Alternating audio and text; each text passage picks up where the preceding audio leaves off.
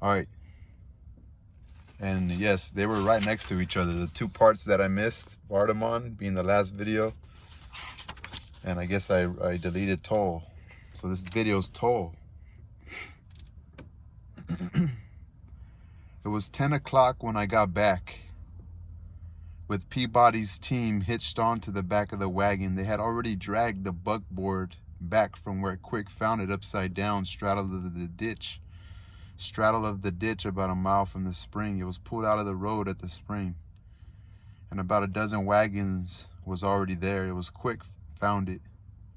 He said the river was up and still rising. He said it had already covered the highest watermark on the bridge piling he had ever seen. That bridge won't stand a whole lot of water, I said, as somebody told Anse about it.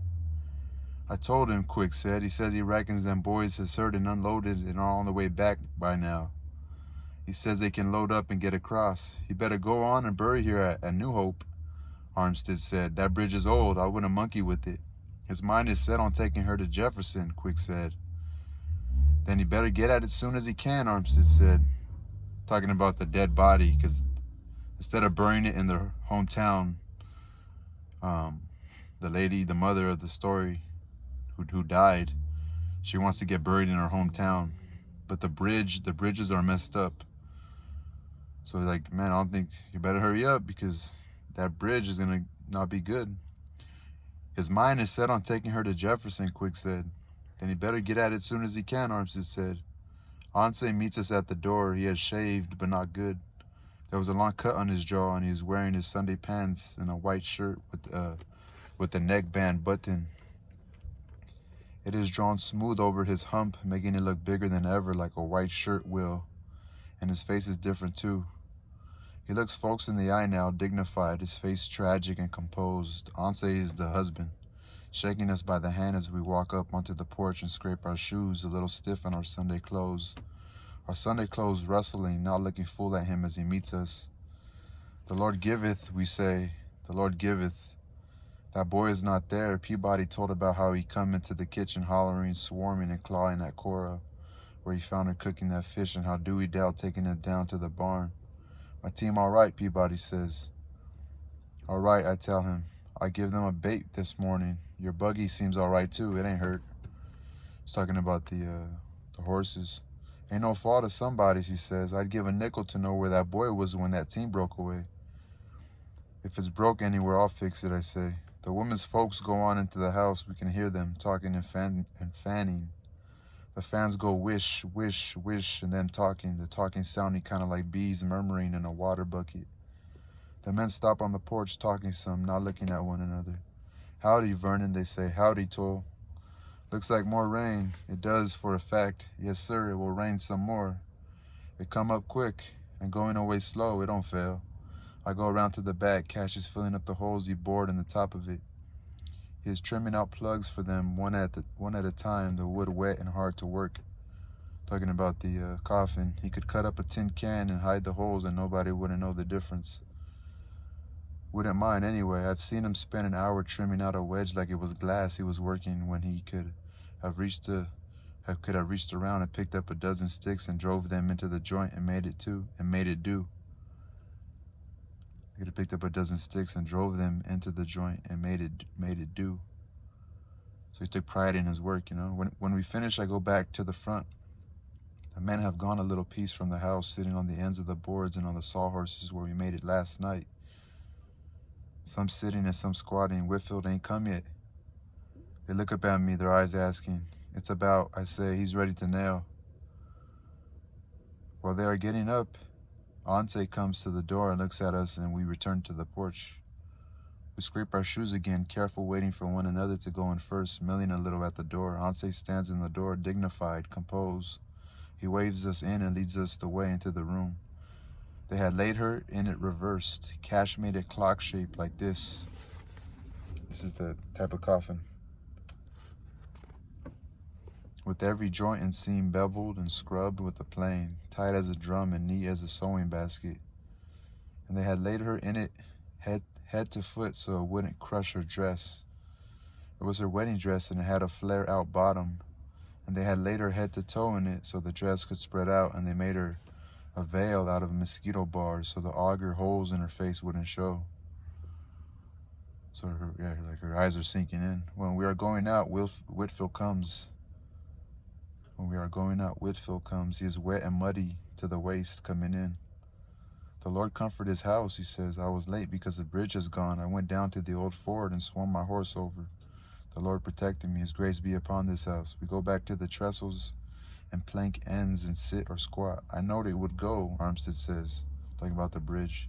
It's been there a long time, that ear bridge, Quick says. The Lord has kept it there, you mean, Uncle Billy says. I don't know e'er a man that's touched hammer to it in 25 years. How long has it been there, Uncle Billy? Quick says. It was built in, let me see, it was in the year 1888. Uncle Billy says, I mind it because the first man across it was Peabody coming to my house when Jordy was born. If I'd have crossed it every time your wife littered since, it'd been wore out long before this, Billy, Peabody says. We laugh, suddenly loud and suddenly quiet again. We look a little aside at one another. Lots of folks has crossed it that won't cross no more bridges, Houston says. It's a fact, Little John says it's so. One more ain't, no ways, Armstead says. I'd have taken them 2-3 days to got her to town in the wagon. They'd be gone a week getting her to Jefferson and back. What's Ansay so itching to take her to Jefferson for anyway, Houston says. He promised her, I say. She wanted it. She come from there. Her mind was set on it. And then Ansay is set on it too, Quick says. Aye, Uncle Billy says. It's like a man that lets everything slide all his life to get set on something that will make the most trouble for everybody he knows. Well, it'll take the Lord to get her over that river now, Peabody says. Ansay can't do it. And I reckon he will, Quick says. He took care of Ansay a long time now. He's took care of Ansay a long time now. I'm talking about the Lord. It's a fact, Little John says. Too long to quit now, Armstead says. I reckon he's like everybody else around here, Uncle Billy says. He's done it so long now he can't quit. Cash comes out. He has put on a clean shirt. His hair wet, its comb smooth down on his brow, smooth and black as if he had painted it onto his head. He squats stiffly among us. We watching him. You feeling this weather, ain't you, Armstead says. Cash says nothing. A broke bone always feels it, Little John says. A fella with a broke bone can tell it a-coming. Lucky Cash got off with just a broke leg, Armstead says. He might have hurt himself bedrid. How far'd you fall, Cash? 28 foot, 4.5 inches about, Cash says. I move over beside him. A fellow can show slip quick on wet planks, Quick says. It's too bad, I say, but you couldn't help it. It's been them darn women, he says. I made it to balance with her.